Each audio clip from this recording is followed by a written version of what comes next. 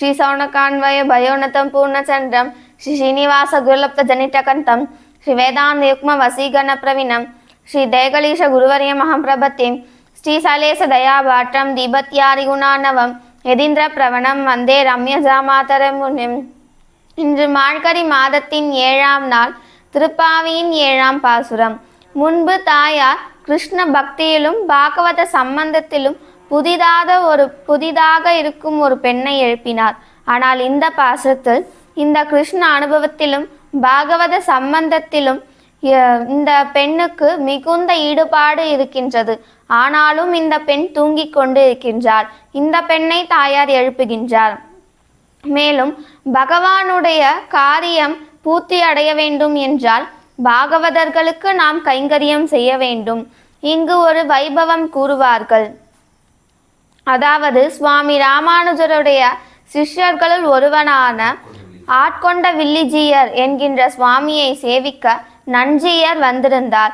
அப்பொழுது ஆட்கொண்ட வில்லிஜீயர் என்கின்ற சுவாமி எமக்கு பகவத்தில் பூர்ணமாக இல்லை என்று கூறினார்.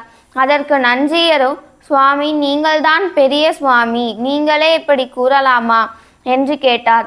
அதற்கு ஆட்கொண்ட வில்லிஜீயர் சுவாமியும், நீரே இந்த பகவத் சம்பந்தத்தில் உண்மையான ருசியை உடையவர். ஏனென்றால் உங்களுடைய சிஷ்யர்கள் தேவி மங்கலம் என்கின்ற ஊரில் பாகவதர்களுக்கு கைங்கரியம் செய்து கொண்டிருந்தார்கள்.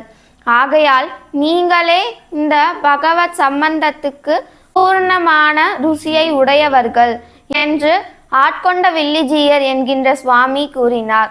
அதே போன்று பகவானுடைய காரியம் பூர்த்தி அடைய வேண்டும் என்றால் முதலில் நாம் பாகவதர்களுக்கு நாம் கைங்கரியம் செய்ய வேண்டும் என்று சாதிக்கின்றார். கீசுகி சென்றெங்கும் ஆனை சாத்தன் கலந்து பேச்சின பேச்சரவும் கேட்டிலையோ, பேய் பெண்ணே காசும் பிறப்பும் கலகலப்ப கைப்பேந்து வாசன் அருங்குழல் ஆட்சியர் மத்தினால் ஓசைப்படுத்த தைரவும் கேட்டிலையோ, நாயக பெண் பிள்ளாய் நாராயணன் மூர்த்தி கேசவனை பாடவும் நீ கேட்டே கிடத்திலையோ, தேசமுடையாய் திருவேலோர் எம்பாவாய். தாயார் 2வது தோழியை எழுப்புகின்றார். பொழுது விடிந்துவிட்டது, வா நாம் சென்று கண்ணனை சேவிக்கலாம் என்று கூற, அதற்கு உள்ளிருக்கும் பெண்ணோ, இன்னும் பொழுது விடியவில்லை என்று கூறினார். அதற்கு ஆண்டாள் தாயார் சில அடையாளங்களை கூறுகின்றார். கீசுகி சென்றெங்கும் ஆனை சாத்தன், அதாவது பரத்வாஜ பட்சிகள் எல்லாம் எழுந்துவிட்டது என்று தாயார் கூறுகின்றார்.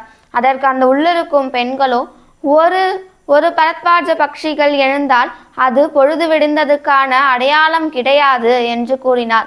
அதற்கு ஆண்டாள் தாயார் கூறுகின்றார், கலந்து பேசின பேச்சரவும் கேட்டிலையோ. அங்கு ஒரு பட்சி மட்டுமல்ல, நிறைய அங்கிருக்கும் அனைத்து பரத்வாஜ பட்சிகளும் எழுந்து அந்த பகவானை சேவிப்பதற்காக இருக்கின்றதாம்.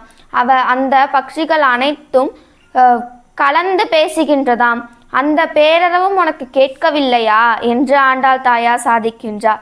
பேய் பெண்ணே. இதற்கு அந்த உள்ளிருக்கும் தோழி கூறுகின்றார், நீங்கள் என்ன பேயா? பேய்தான் இரவில் தூங்காமல் இருக்கும். அதே போன்று நீங்களும் தூங்காமல் இருக்கின்றீர்கள். நீங்கள் பேயா என்று கேட்கின்றார். அதற்கு ஆண்டாள் தாயாரோ, நீயோ கிருஷ்ண பக்தியிலும் பாகவத சம்பந்தத்திலும் ஈடுபட்டவர், நீயே இங்கு தூங்கிக் கொண்டிருக்கின்றாய். நீதான் இங்கு பேய்பெண், நாங்கள் பேய்பெண் அல்ல என்று ஆண்டாள் தாயார் சாதிக்கின்றார். காசும் பிறப்பும் கலகலப்ப கைப்பேந்து. ஆண்டாள் தாயார் மற்றொரு அடையாளத்தை கூறுகின்றார். அதாவது இங்கு ஆயர்பாடியில் இருக்கும் அனைத்து கோபியர்களும் அதாவது அச்சுத்தாளி ஆணைத்தாளி என்கின்ற அணிகலன்களை அணிந்திருக்கிறார்கள். கையில் அணியும் அணிகலன்களும் கழுத்தில் அணியும் அணிகலன்களையும் அணிந்திருக்கிறார்கள். அவர்கள் கண்ணனுக்காக தயிரை கடையும் பொழுது எழும் சப்தம் உனக்கு கேட்கவில்லையா? இந்த சப்தம் மிகவும் எளிமையாக, அதாவது இன்பமாக இருக்கின்றது. இந்த சப்தம் நமக்கு மட்டும் இன்பமல்ல, அந்த கண்ணனுக்கும் இந்த சப்தம்தான் இன்பம். ஏனென்றால் அப்பொழுதுதான் கண்ணனுக்கு தெரியும், இங்கு தயிர் கடைகிறார்கள், நாம் இங்கிருந்து வெண்ணெய் திருடி உண்டு நாம் இந்த வெண்ணெயை பருகலாம் என்றெல்லாம் அவன் நினைத்திருப்பான். ஆகையால் இந்த சப்தம் கண்ணனுக்கும் இன்பத்தை தரும். இந்த இந்த சப்தம் உனக்கு கேட்கவில்லையா என்று கூறுகின்றார். வாசல் நறுங்குழல் ஆட்சியர், அதாவது இந்த ஆயர் குலத்தில் இருக்கும் பெண்களின் குழலிலிருந்து சில நறுமணங்கள் வரும்.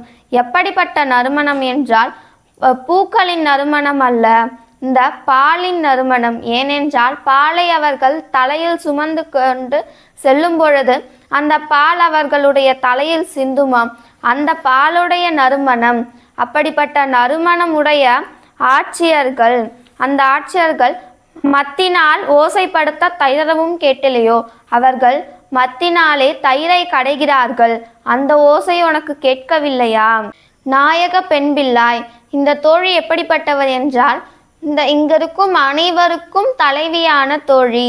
ஆண்டாள் தாயார் கேட்கின்றார், எங்கள் அனைவருக்கும் நீதான் தலைவி, நீதான் எங்களை வந்து எழுப்ப வேண்டும், நீயே இப்படி உறங்கலாமா என்று ஆண்டாள் தாயார் கேட்கின்றார்.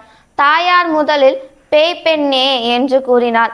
இப்பொழுது நாயக பெண் பிள்ளாய் என்று கூறுகின்றார். இவர்கள் இருவருமே ஒத்த ஒரு பெண் பிள்ளைகள், ஆகையால் இது தவறு இல்லை என்று சாதிக்கின்றார்.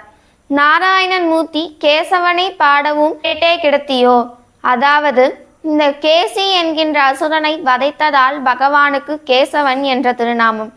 இந்த பகவானே கேசவனாக அவதரித்தான். அப்படிப்பட்ட கேசவனுடைய பெயரை நாங்கள் பாடினோம், அதை கேட்டும் நீ எழுந்திருக்கவில்லையே என்று கூறுகின்றார். நீயோ பெரியாழ்வாருடைய சம்பந்தம் உடையவர், நீ இப்படி தூங்கலாமா என்று தாயார் கேட்க, அதற்கு உள்ளிருக்கும் தோழியோ, ஆம், நாங்கள் பெரியாழ்வாருடைய சம்பந்தம் உடையவர்கள், பெரியாழ்வாருடைய நாமத்தை சொன்ன பிறகும் நாங்கள் தூங்குவது நல்லதல்ல, நான் இப்பொழுதே எழுந்து வருகின்றேன் என்று அந்த பெண் வருகின்றார். எப்படி வருகின்றாள் என்றால், தேசமுடையாய் திருவேலூர் எம்பாவாய், அதாவது கண்ணன் வரும் நடையழுகை விட இந்த பெண் வருவது அனைவராலும் ரசிக்கும்படி இருக்கின்றதான். அவர்கள் மட்டுமல்லாமல் இந்த தேசம் முழுவதும் இங்கிருக்கும் அனைவரும் ரசிக்கும்படி இருக்கின்றதாம். அப்படி அந்த பெண் கதவை திறந்து பகவானுக்கு பல்லாண்டு பாடுவதற்காக இவர்களுடைய கோஷ்டியில் சேர்ந்து கொண்டாள். ஆசிரத்து குலசேகர ஆழ்வாருக்கு ஒத்த ஒரு பெண் பிள்ளையை எழுப்புகின்றார். ஏனென்றால் பெண்ணே என்று பேயனே எனக்கு யாவரும் யானுமோர் பேயனே எவருக்கும் என்கின்றபடியே இங்கு இந்த குலசேகர ஆழ்வாருக்கு ஒத்த ஒரு பெண் பிள்ளையை எழுப்புகின்றார். ஸ்ரீமதே ராமானுஜாய் நமக. ஆழ்வார் எம்பெருமானா ஜிய திருவடிகளே சரணம். திருக்கோயிலூர் எம்பெருமானா ஜிய சுவாமிகள் திருவடிகளே சரணம். ஆண்டாள் தாயார் திருவடிகளே சரணம்.